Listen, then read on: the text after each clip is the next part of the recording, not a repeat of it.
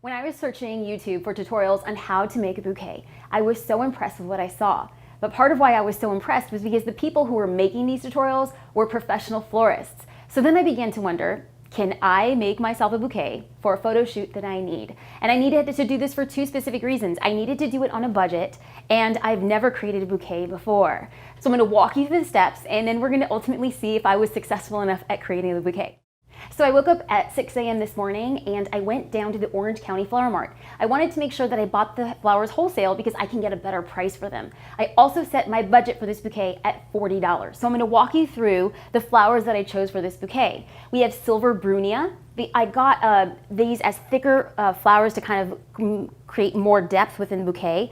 I have burgundy dahlia.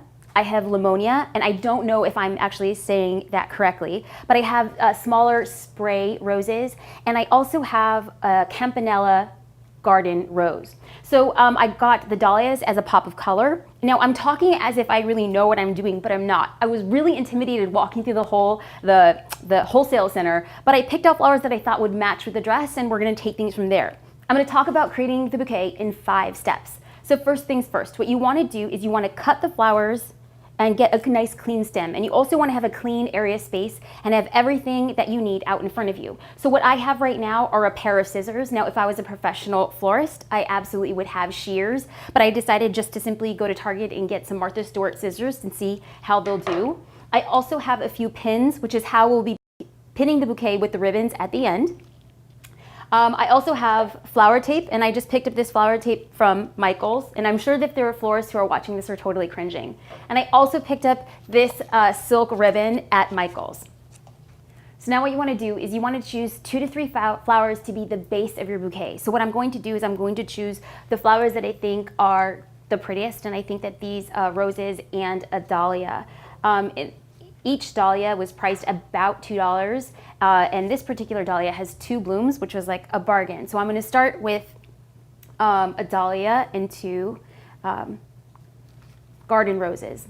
Now, I was reading on the internet that you can tape a little bit of the center if you feel like that would help, but I think I'm just going to try to do it as organic as possible. Now, there's not going to be a right or wrong way to start assembling the bouquet. It's going to be a matter of taste and aesthetic. So I'm simply going to get a few spray roses and kind of just balance it on each side to the best of my ability. Now, because I am making it on a budget, I'm going to have to understand that the bouquet may not be that big, but I'm okay with it. And so I want to make sure that the spray roses are balanced. And then the limonella, I think that's what it's called, I'll kind of just be placing just randomly around the bouquet. And again, I chose this because it was cost effective, but it also gave a little bit of depth to the bouquet. And the beauty about this is that flowers are just pretty in general. I also created a bouquet on a really, really, really cheap budget, and I simply went to Trader Joe's and I bought like lily of the valley, and then I just went home and I wrapped them in ribbon. So it could be as simple or as complex as you would like to make it. I'm gonna get a little bit of the brunia and just add it in where I think it should be. Now, I saw on the internet that you should kind of just take a look at the bouquet, at the face of the bouquet, to make sure that it's balancing out in a way that you like. Because you don't want to get to the end and then realize that it's not as balanced as you had kind of envisioned. So now that you've seen my base is getting bigger, now we have the limonella kind of like sticking out a little bit, and I think I might adjust at a later point in time, but I think for right now we are good. Now what I'm going to do is I'm going to get another dahlia, and now we're going to start balancing the dahlia to the best of my ability. I'm going to get another garden rose, and we'll simply add on from there.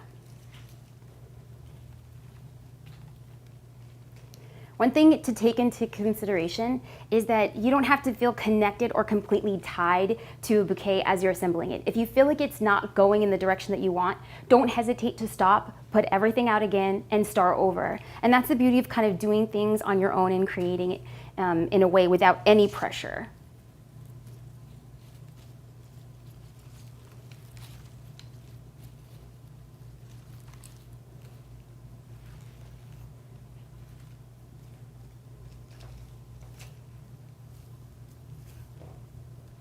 So now we're getting towards the end of the bouquet assembly, and I've saved a few of the greens left over to incorporate with the blooms and balance it out. So you'll see that I'm going to add just a few of these here at the end, and then what we're going to do is we're going to get into the final step as we wrap the bouquet. So I have a few greens left, but I'm not going to feel the pressure to really incorporate them. I'm just going to say that this is where I'm going to end. And now what I'm going to do is I'm going to wrap the bouquet.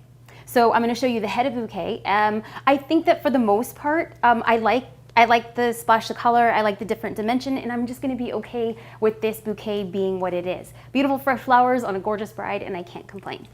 So what I want to do now is get my floral tape, and what you want to do is you want to get the tape and you want to stretch it out a tiny little bit as it makes it a slightly stickier. It's not necessarily all that sticky as an adhesive. Now you don't want to do the floral tape too high towards the head of the bouquet because you don't want it to be exposed. We'll cover all of this with ribbon in a sec.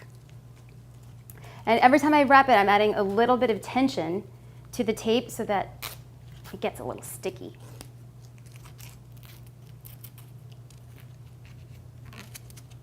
For the last step, what I'm going to do is I'm going to start wrapping my bouquet. So I've chosen the front of the bouquet, and I'll pull out the amount of ribbon that I think I might use.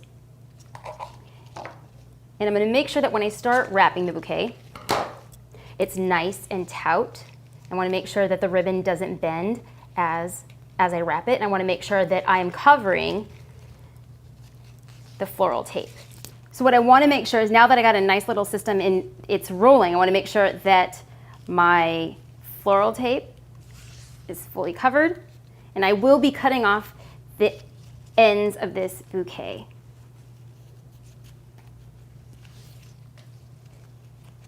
And once I have what I want, I will cut the ribbon. So now what I'm going to do is I'm going to fold the ribbon over so that the frayed edges aren't exposed. I'm going to pull it nice and taut. And then I'm going to get maybe 1 or 2 pins. We're going to place it down.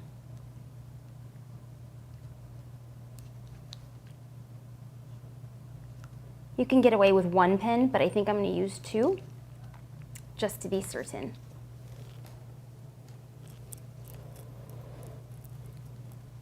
I think it bears to say that in this situation versus how it might be different on a wedding day is that on a wedding day I would shoot the bouquet on its own and stylize it for the florist and make sure it's everything that I wanted. But because the bouquet is just a simple part of the photo shoot in and of itself and not necessarily going to be a main focal point, I want it to be pretty, but I don't necessarily need it to be perfect. So the ribbon does cover the tape, and then it's not too much ribbon. I'm going to be cutting the bottoms and the bride will be holding it. So most of the ribbon will be covered in general. So now what I'm going to do is I'm going to cut the bottoms, and then we're going to head on out to the shoot.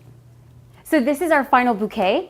We have a mix of flowers, lots of bright colors. This will be the front of the bouquet. I've put the pins in the back of the bouquet, and what you're going to see here is the final touch. And overall, it's not perfect, but I am definitely okay with it.